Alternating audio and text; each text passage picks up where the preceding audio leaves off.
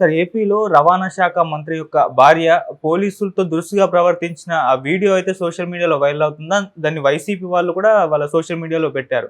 ఇప్పుడు దాని పట్ల చంద్రబాబు నాయుడు గారు కూడా ఖండించడం జరిగింది. అసలు ఏం జరిగింది? ఎందుకు ఆ విధంగా ఆమె ప్రవర్తించింది? మరి చంద్రబాబు నాయుడు గారు ఏం చేశారు సార్ ఇప్పుడు?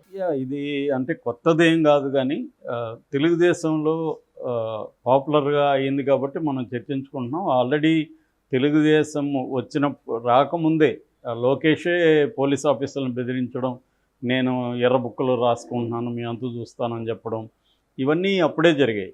సో ఏ ప్రభుత్వం ఉన్నా నేనిప్పుడు పౌర హక్కుల సంఘంలో దాదాపు 88 ప్రాంతంలో పనిచేశాను. అప్పటి నుంచి నేను చూస్తున్నాను. సో పోలీసులు ఎలా ఉంటారంటే వాళ్ళు ప్రజల మీద చాలా దురుసుగా ప్రవర్తిస్తుంటారు, కొట్టడం అన్నీ చేస్తుంటారు. అప్పటి నుంచి ఇప్పటి వరకు కూడా పెద్దగా ఏం మార్పు రాలేదు. అప్పుడంతా పౌర హక్కుల సంఘాలు ఎక్కువ దీని మీద పనిచేసేవి. సో ఇప్పటికీ అదే జరుగుతుంది. ఇప్పటికీ మనం చాలా మన ఛానల్లోనే చాలా పోలీసుల దౌర్జన్యాల గురించి చెప్పుకున్నాం. కాకపోతే ఇప్పుడు కొద్దిగా మీడియా పెరిగింది, ఎక్స్పోజర్ పెరిగింది. మేము అప్పుడు చేసేటప్పుడు అంత ఎక్స్పోజర్ లేదు. మేము వెళ్ళి ధర్నాలు అవి చేసి చేయడం తప్ప పెద్దగా లేదు. ఇప్పుడేంటంటే మీడియాలో విపరీతంగా ఎక్స్పోజరు, వీడియోలు వచ్చేస్తున్నాయి, అవి వైరల్ అవుతున్నాయి. ఇది జరుగుతుంది తప్ప బేసిక్గా వాళ్ళలో మార్పు రాలా. ఇప్పుడు కొత్త చట్టాలు వచ్చాయి కానీ ఆ చట్టాల్లో ఇంకా పోలీసులకి ఎక్కువ పవర్స్ ఇచ్చేశారు. సో అందువల్ల ఏంటంటే రాజకీయ నాయకులు ఏం చేస్తారంటే తమ ప్రయోజనాల కోసం పోలీసుల్ని ఇల్లీగల్గా వాడుకుంటారు.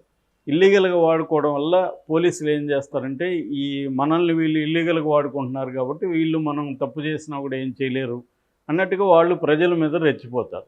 సో ఓవరాల్గా సిస్టమ్ పైన చేంజ్ అయితే కానీ కింది చేంజ్ అవ్వదు. సో ఇది ఎప్పటికీ ఎవరు అధికారంలో ఉన్నా చేంజ్ కాదు. జగన్ని మొన్నటి వరకు తిట్టారు, ఇప్పుడు చంద్రబాబు వచ్చినాక ఏమన్నా డ్రాస్టిక్ మార్పులు వచ్చాయా? ఏం రాలేదు. డే 1 నుంచే ఇట్లా అచ్చెన్నాయుడు ఉద్యోగుల్ని బెదిరించలేదా డైరెక్ట్గా? అప్పుడు చంద్రబాబు ఎందుకు అచ్చెన్నాయుడిని కంట్రోల్ చేయలేదు? ఓపెన్గా చెప్పాలి కదా, అచ్చెన్నాయుడు బాబు నువ్వు వాళ్ళ అధికారులు ఉండేది తెలుగుదేశం వాళ్ళ కోసం కాదు, మొత్తం ప్రజల కోసం. తెలుగుదేశం వాళ్ళు బిల్ల పెట్టుకొని వెళ్ళండి, మీరు అక్కడ వెళ్ళగానే వాళ్ళని కూర్చోబెట్టి టీ ఇచ్చి మీ పనులు చేస్తారు, పనులు చేయకపోతే వాళ్ళకి ఏం జరుగుతుందో చెప్పక్కర్లేదు అంటే అంత బెదిరించాల్సిన అవసరం ఉంది ఉద్యోగుల్ని. సో క్లియర్గా ఏంటంటే బెదిరింపులు రాజకీయాలకి మంత్రులే దిగినప్పుడు మంత్రుల భార్యలు ఎందుకు దిగరు? కాబట్టి ఇది అప్పుడు అదేదో అంటారు కదా, మొదట్లో ఖండించకపోతే అడ్డాల నాడు ఖండించకపోతే గడ్డాల నాడు ఖండించలేమని. సో చిన్నప్పుడే నువ్వు ఖండించాలి. డే 1లోనే చంద్రబాబు పని చేయాలి. చంద్రబాబు ఆ పని చేయలేదు. So Pawan Kalyan deputy CM ఆయన కూడా చేయలేదు. ఆ తర్వాత అయ్యన్న పాత్రుడు ఇంక బండబూతులు తిట్టాడు, ఆయనకేమో స్పీకర్ ఇచ్చాడు చంద్రబాబు. సో అక్కడే సిగ్నల్ వెళ్ళిపోయింది కదా జనాలకి. అంటే నువ్వు ఎంత గట్టిగా అధికారుల మీద బూతులు తిట్టినా నీకు పదవులు వస్తాయి. ఆల్రెడీ లోకేష్ గతంలో కూడా చెప్పారు కదా, మీరు ఎన్ని కేసులు పెట్టుకుంటే మీకు అంత పదవులు ఇస్తానన్నాడు. కాబట్టి క్లియర్గా తెలుగుదేశం ఏ రకమైన డిఫరెన్స్ చూపించట్లేదు. అంతకుముందు జగన్ ప్రభుత్వం ఎలాగునిందో తెలుగుదేశం ఇంకా స్ట్రాంగ్గా ఉంటుంది. ఎందుకంటే వీళ్ళ ఆర్గనైజేషన్ జగన్తో పోలిస్తే జగన్ పార్టీతో వీళ్ళది మోర్ ఆర్గనైజ్డ్ పార్టీ తెలుగుదేశం. కాబట్టి రెండోది ఇది వాళ్ళకంటే కూడా చాలా సుదీర్ఘకాలం అధికారంలో ఉన్న పార్టీ.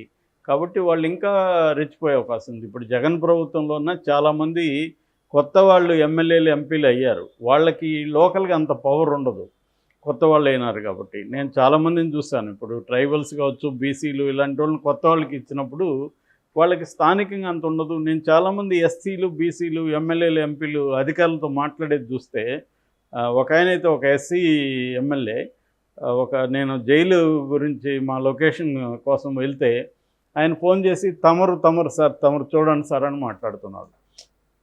ఆ తేడా ఉంటుంది. అదే అప్పర్ కాస్ట్ రెడ్డి, కమ్మ వీళ్ళు ఉన్నారనుకో ట్రెడిషనల్గా రాజకీయాల్లో, చూడయ్యా అదేదో మనకు అవసరం, మనోడు వచ్చాడు చూడు చెయ్యి ఇలా మాట్లాడతారు. ఆ వాయిస్లోనే తేడా వచ్చేస్తుంది. సో ఈ అంతరాలు కనిపిస్తాయి మనకి.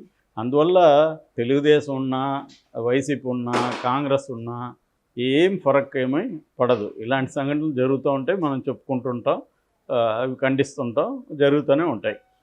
సో అప్పుడే కానీ అంటే ఒక అచ్చెన్నాయుడు, ఒక అయ్యన్న పాత్రుడు, ఒక జేసీ ప్రభాకర్ రెడ్డి అయితే ఓపెన్గా టీవీ ఛానళ్ళ ముందు ఓపెన్గా అతను కొడకల్లారా నరికేస్తా అని మాట్లాడుతుంటే ఆయన్ని చంద్రబాబు ఎందుకు ఖండించలేదు? సో చంద్రబాబు అయినా ఎవరైనా నీతులు చెప్తారు తప్ప యాక్షన్ చూడాలి మనం, మాటలు కాదు. కాబట్టి ఇటు పవన్ కళ్యాణ్ ఖండించాడా? ఈ ముగ్గురిని ఖండించలేదు. చంద్రబాబు ఖండించాడా? లోకేష్ ఎవరు ఖండించలేదు. అందుకని ఇవాళ ఆమె తప్పంటే ఎలాగా? ఆమెకు అర్థమైంది ఏమంటే మనం మంత్రులు మనం ఏం చేసినా చెల్లుతుందని ఆమె నమ్మింది. అది వీడియో దొరికింది కాబట్టి ఇప్పుడు ఆమె లేడీ కాబట్టి, ఆమె మంత్రి భార్య కాబట్టి, ఆ మంత్రి కూడా ఫస్ట్ టైం మంత్రి కాబట్టి ఇప్పుడు వచ్చింది. మరి దివాకర్ రెడ్డిని ఎందుకు అనలేదు చంద్రబాబు? అచ్చెన్నాయుడిని ఎందుకు అనలేదు? అయ్యన్న పాత్రని ఎందుకు అనలేదు? ఆమెను మాత్రం ఎందుకు అన్నాడు?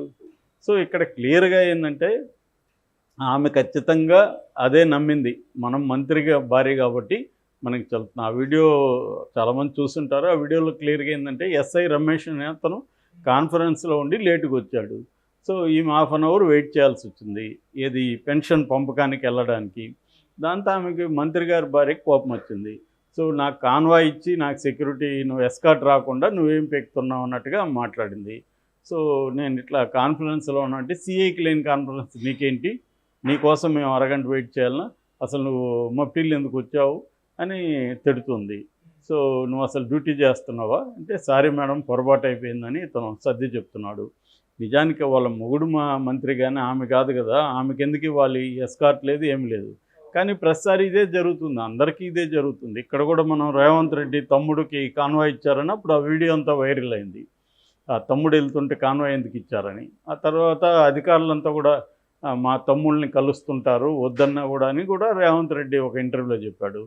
అంటే క్లియర్గా ఏంటంటే అధికారులు అలాగే ఉంటారు, వాళ్ళ ఫ్యామిలీతో కొంత దగ్గరగా ఉంటే, మేడంతో దగ్గరగా ఉంటే ఏదన్నా మనకి రేపు మంత్రితో ఏదన్నా చెప్పి పనులు చేయిస్తుందేమో అని వీళ్ళు కూడా అట్లాగే ఉంటారు. సో అది వాళ్ళకు కూడా అర్థమవుతుంది, వీళ్ళు మన దగ్గర తిరుగుతూ ఉంటారు పనుల కోసం, వీళ్ళు మనం డామినేట్ చేయొచ్చు అనేది అనుకుంటారు. సో ఇవన్నీ కూడా అంటే మనకున్న political structure, political power structure ఇవన్నీ మారకుండా ఒక ఇండివిజువల్ ఇష్యూ లాగా దీన్ని చూడకూడదు మనం. ఈ హరితారెడ్డిని, ఈ రాంప్రసాద్ రెడ్డి వాళ్ళ భార్య రవాణా శాఖ మంత్రి, ఆమె చేసిన దాన్ని ఒక ఇండివిజువల్ విషయంగా మనం చూసి ఖండించి బాగానే ఉంది ఖండించేసాము అని అనుకుంటే లాభం లేదు. ఇది మోర్ డీప్ రూటెడ్ ప్రాబ్లం.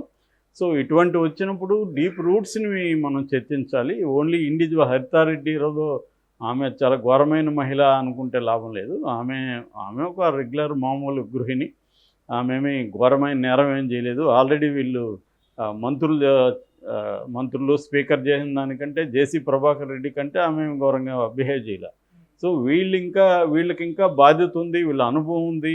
ఇప్పుడు ఆయన అయ్యన్న పాత్రుడు ఎన్నిసార్లు సీనియర్, ఆయన అచ్చెన్నాయుడు సీనియరు, పార్టీ అధ్యక్షుడు, జేసీ ప్రభాకర్ రెడ్డి ఎప్పటి నుంచో ఉన్నాడు. వీళ్ళకి తెలీదా వీళ్ళు ఎందుకు మాట్లాడుతున్నారు అంటే? ఎంత వాళ్ళకి మన ఏం మాట్లాడినా చెల్లుతుందనే అహంకారం లేకపోతే కెమెరాల ముందు అలా మాట్లాడుతున్నా కూడా ఏం చేశాడు చంద్రబాబు? ఏం చేయలేకపోయాడు కదా. ఇప్పుడు మంత్రి కాబట్టి, ఆ కొత్త అతను కాబట్టి అతనికి ఫోన్ చేసి వివరణ అడిగాడని చెప్తున్నారు. వివరణ అడిగి సరిపోదు కదా, కనీసం ఆ ఎస్ఐకి సారీ చెప్పించి ఉండాలి కదా ఆయన చంద్రబాబు.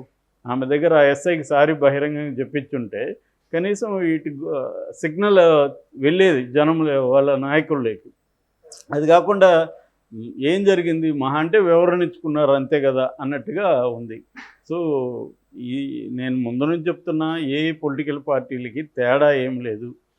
పొలిటికల్ పార్టీలు ముఖాలు మారుతుంటాయి తప్ప బేసిక్ ఎసెన్స్లో ఒకటే.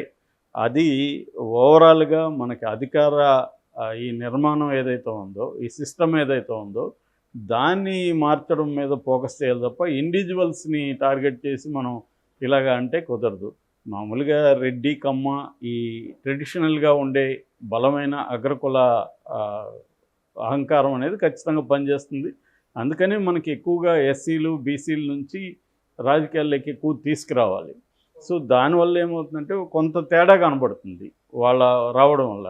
ఎప్పుడైనా నీకు స్ట్రాంగ్ బేస్ ఉండేవాళ్ళు రాజకీయాల్లోకి వస్తే వాళ్ళకి ఆ బలుపు అనేది ఖచ్చితంగా ఉంటుంది. ఇది చంద్రబాబు బిగినింగ్లోని ఖండించుంటే సిగ్నల్స్ వెళ్ళేవి.